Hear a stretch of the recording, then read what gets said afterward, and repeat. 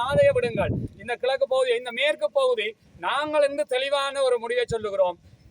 நாங்கள் 90ஆம் ஆண்டு எப்படி இடம்பெயர்ந்து போனோமோ அப்படி எங்களை குடியமர்த்த வேண்டும். உங்களுக்கு விமான நிலையம் விஸ்தரிக்க ஓடுபாதை தேவையில்லை. 2400 மீட்டர் நீளமான ஓடுபாதை இருக்கிறது. ஏவியேஷன் என்று சொல்லி இன்றைய ஆளும் அரசு சார்ந்தவர்கள் வாயில் முணுமுணுக்க தொடங்குகிறார்கள். அதை வன்மையாக கண்டிக்கிறோம்.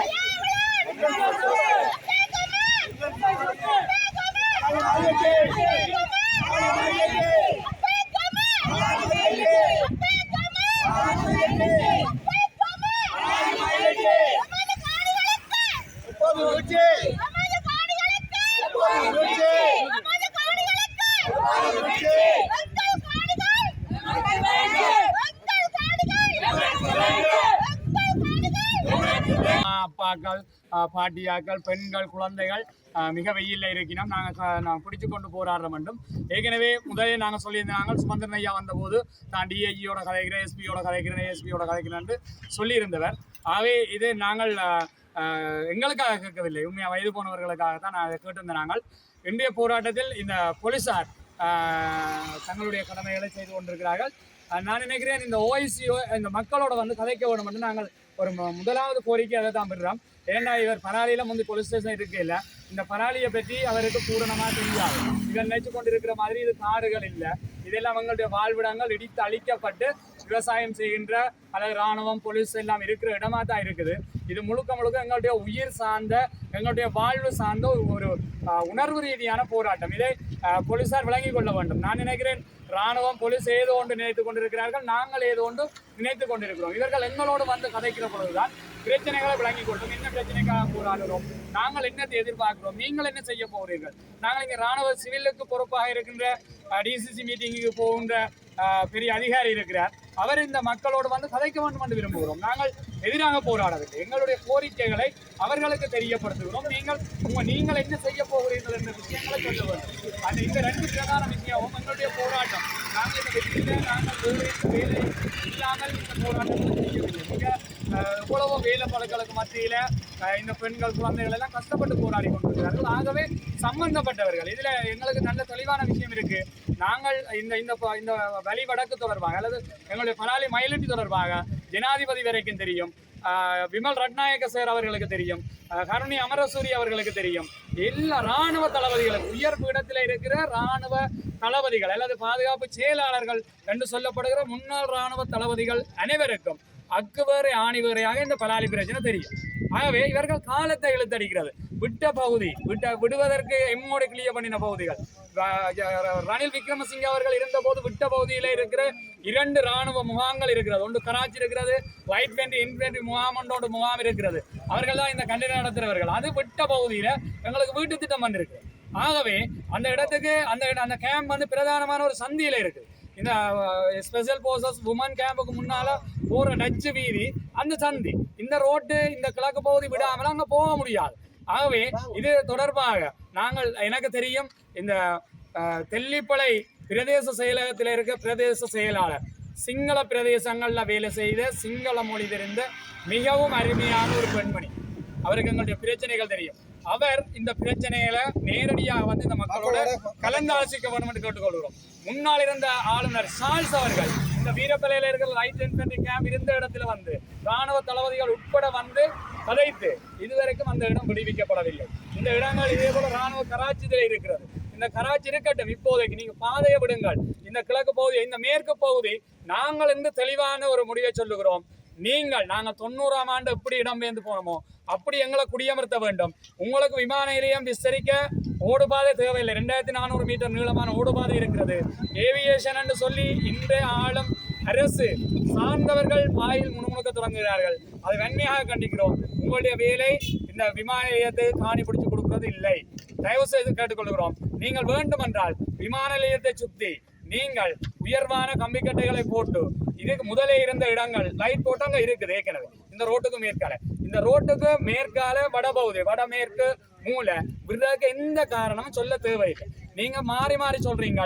விமான நிலையத்துக்கு 700 ஏக்கர் வேணும், இங்காலே 1600 ஏக்கர் இங்க ராணுவ பாதுகாப்புக்கு ராணுவ தளங்கள் இந்த வீதிக்கு இங்காலே இல்லை. அங்க ஏற்கனவே பலாலி பிரதான ராணுவ தளம் இருக்கிறது. அதுக்கு பக்கத்துல ஒரு சிக்னல் 3வது சமிக்கை படையணி என்று எங்களுடைய பலாலி சித்தி விநாயகர் பாடசாலையில அடாத்தாக வைத்திருக்கிறீர்கள். ஒரு பாடசாலையில நாங்கள் சிங்கள மக்கள் மிக அருமையானவர்கள், எங்களுக்கு தெரியும். அவர் ஒரு நாள் நாங்க வீட்டை சாப்பிட்டா எங்களை மறக்க மாட்டார்கள். இன்றைக்கு எங்களுக்கு ஏராளமான நண்பர்கள் இருக்கிறார்கள். நீங்கள் ஆசிரியர்களை மதிக்கிறீர்கள், காலில் விழுகிறீர்கள், கல்வியை மதிக்கிறீர்கள். அப்படிப்பட்ட நீங்கள் இந்த பாடசாலையில் எப்படி படுத்து நிறுத்துவீர்கள்? நாங்க கேட்கிறோம். ராணுவ தளம் இருக்கிறது, பக்கத்துல பாடசாலையை வச்சிருக்கிறீர்கள், அங்கால ட்ரைனிங் ஒழிச்சிருக்கு. இது போதும் உங்களுக்கு. உயர் பாதுகாப்பு வலயம் ஐக்கிய நாடுகள் சபை சொல்லி இருக்குது, ஹை செக்யூரிட்டி ஸ்டோன் ஏரியான்னு வச்சிருக்கிறாங்க. நீங்க இப்போ அப்படி சொல்றீங்க. 2013ஆம் ஆண்டு 6000 ஏக்கரை கசட் பண்ணியிருக்கு முந்தி இருந்த அநியாயம் செய்த அரசாங்கம். ஆகவே நீங்கள் தமிழ் மக்களுடைய காணிகளை நாங்கள் எதுவும் செய்வோம். ஆனால் ராணுவம் ஏதோ செய்ய முற்படுகிறது. இதுல பாருங்க, ஒரு லைப்ரரி கட்டி இருக்கு, ஒரு பிள்ளை போய் படிக்குது இல்லை. இதை என்னோட தொடர்பு கொண்டவங்க நான் புத்தகம் கூட பண்ணி கொடுத்தேன், செய்த சொல்லக்கூடாது. அதே போல இதுல கேண்டீன் வாரவர்கள் இந்த பீச் நான் இப்ப தெளிவாக சொல்லுகிறோம். முதல் இருந்த ராணுவ தளபதி ஜாம்பத் மாத்தே அவர்கள் இப்போ மேலிடத்துக்கு சென்றிருக்கிறார். அவர் இருக்கிற போது இதுல 10 வெசா கோடுகள் போட்டு இதுல பெரிய ஒரு அன்னதானம் கொடுத்திருந்தார். எனக்கு இவருக்கு எல்லாம் அழைப்பு விட்டிருந்தார். பிரதேச செயலாளர் அவர்களுக்கு அழைப்பு விட்டிருந்தார். நாங்கள் அதுல சாப்பிட்டு நாங்கள் ஒற்றுமையாக வாழ விரும்புகிறோம். நாங்கள் இந்த பெசா கூடுகள் எல்லாம் வந்து பார்த்தோம். அப்போது மரக்கறி விற்பதற்காகவும் ஒரு தேனி சிறிய கடையாக இருந்தது. நீங்கள் பார்ப்பாரன்னு சொல்ல அதை கட்டி வச்சிருக்கணும். ஆனால் அதே நேரம் நான் உண்மையும் அதுக்கு பிறகு நாங்கள் முதலாவது போராட்டம் முடிந்த பின்பு ராணுவம் என்னட்ட கேட்டது, நீங்க இந்த கண்டினை பற்றி எல்லாம் கதைக்கிறாய், ஆனா எங்களோட ராணுவம் வந்து இதையெல்லாம் துப்புரவாக்குது, நீங்க அதை எடுத்து போட மாட்டியா. நல்ல விஷயம், அவர்களுக்கு வாழ்த்துக்கள், பாராட்டுகள் தெரிவிக்கிறோம். இந்த கடற்கரையை சுத்தமா வச்சிருக்கிறாங்க ராணுவம். இந்த ரோட்டை ராணுவம் தான் சுத்தமா வச்சிருக்கு, நாங்கள் இருந்திருந்தா வச்சிருக்க மாட்டோம். உள்ளதை ஒத்துக்கொள்ளும். அங்க ஜாம்பத் மாத்தியா உடனடியா பணிப்புற சொல்லிட்டு போனவர் ஒரு தண்ணீர் ரேங்கம் போட்டு டாய்லெட் வசதி செய்ய சொல்லி அவங்க இப்ப அந்த டாய்லெட் வசதியை அவங்க செய்யறாங்க. இதை யாருடைய காரணம்? நாங்க வழிகாட்டுக்கு பிரதேச சபையை முதல் அடி கேட்ட போது அது இந்த பகுதி மக்கள் வரைக்கும் விட்டாச்சு முதலே. ஆனா தங்களுக்கு அதுக்கு அனுமதி இல்லைன்னு சொல்லிவிட்டார். ஆனா இப்போ எங்களுக்கு தண்ணி தந்திருக்கிறார் சுகிரன். அதே போல ஒரு மொபைல் டாய்லெட் தந்திருக்கார். எங்களுடைய அதிகாரிகள் சரியாக அந்த காலத்தை சரியா பயன்படுத்தாட்டால் இப்படி துன்பம் வந்து கொண்டிருக்கும். ஏனென்று கேட்டால் மைத்ரிபால சிறிசேன அரசாங்கம் இந்த விமான நிலையத்தை இந்தியாவுக்கு உரிமத்தை கொடுக்கிற போது நாங்கள் உள்ள போய் வன்மையாக போராடி, வன்மையாக இல்லை, நாங்கள் சாத்திய ரீதியில் எங்களை கருத்துக்களை கேட்காமலே இந்த பாதையை மாற்றி, விமான நிலையத்தின் பேரை மாற்றி, யாழ்ப்பாணம் இன்டர்நேஷனல் ஏர்போர்ட் மாற்றி, அதே ஏர்போர்ட் பாதை எங்கேயோ இருக்குது, ஏர்போர்ட் சந்தியண்டு இருக்குது, அதுகளை மாற்றி இந்தியாவுக்கு உரிமத்தை கொடுத்து இன்றைக்கு வந்து 2 ஃபிளைட் ஒரு இடத்துல ஒரு ஃபிளைட் தான் இப்போ வந்து ஓடுது சென்னையில். அன்றைக்கும் சொல்லியிருந்தாங்க திருச்சியிலேருந்து வார இல்லை 6 லட்சம் ரூபா வேணும் ஒரு தரம் லேண்ட் பண்ணுறது, கட்ட வேணும். ஆகவே இது ஒரு விமான நிலையம். ஏற்கனவே இந்த விமான நிலையம் கட்நாயக்கா விமான நிலையத்துக்கு அடுத்ததாக மிக ஸ்ட்ராங்கான ஓடுபாதை இருக்கிற விமான நிலையம். அமெரிக்கா இந்த அழிவுகள் இயற்கையானத்தை நடந்த போது கேட்டுக்கள்லாம் சும்மா வந்து இறங்கிட்டு போறாங்க பெரிய ஃபிளைட். அப்ப இதுல போயிங் விமானங்கள் இறங்க வேணும் என்றால் இந்த பிரதேசம் போதுமானது அல்ல. ஆக நீங்க கட்நாயகா கொண்டு வாங்க, அங்க இருந்த ஒரு சோர்ஸ் ஃபிளைட்ல எங்களுடைய ஆக்களை கொண்டு வாருங்கள். நாங்கள் திருப்பம் கேட்கிறோம், இங்கே இந்தியா எங்களை வாழவும் விடாது, சாகவும் விடாது. நாங்கள் 90ஆம் ஆண்டுலேருந்து அனுபவிச்சிருக்கிறோம். ஆகவே நாங்கள் இந்த அரசாங்கத்திட்ட கேட்கிறோம், எங்கள்கிட்ட இந்த எங்களுடைய எல்லா பலாலியும் சேர்ந்த மக்கள் வெளிநாடுகள் இருக்கிறார்கள், எங்களால் முடியும் இங்கே இருந்து ஒரு விமானத்தை கட்டுநாயக்காக இல்ல இங்க இருந்து கட்டார் வரைக்கும் ஓடுறாங்க. நீங்க இன்டர்நேஷனல் ஏர்போர்ட்டா இது வரைக்கும் ஒரு கட்டாருக்கு ஒரு விமானத்தை விட்டுருக்கலாம், விடையில. நீங்கள் எங்களை பேக்காட்டி இந்த விஷயங்களும் இதன்றீங்கள். நாங்க மீண்டும் கேட்டுக்கொள்கிறோம், இந்த இந்த ரோட்டு கிழக்கால் பகுதியில விடுபட்ட ரணில் விக்ரமசிங்க இருக்க விடுபட்ட இடத்துல கராச்சம் லைட் இன்ஃபென்ட்ரி கேம்பும் இருக்கு. இந்த டிசிசி மீட்டிங்ல கௌரவ கடற்தொழில் அமைச்சர் என்று சொல்லப்படுகிற சந்திரசேகரம் ஐயாவுக்கு ஓட் பண்ணினாக்கள் தான் இந்தியாவில் இருக்கிற மக்கள் நிறைய பேர். அவர் விமல் ரட்நாயகஸ்வரிக்கு வந்து இந்த மாதா கோயிலில் வந்து 2 தடவையாக மீட்டிங் வச்சிருந்தவர். அவர்களுக்கு நாங்கள் இந்த மக்கள் ஆதரவு வழங்கி இருந்தவர்கள்.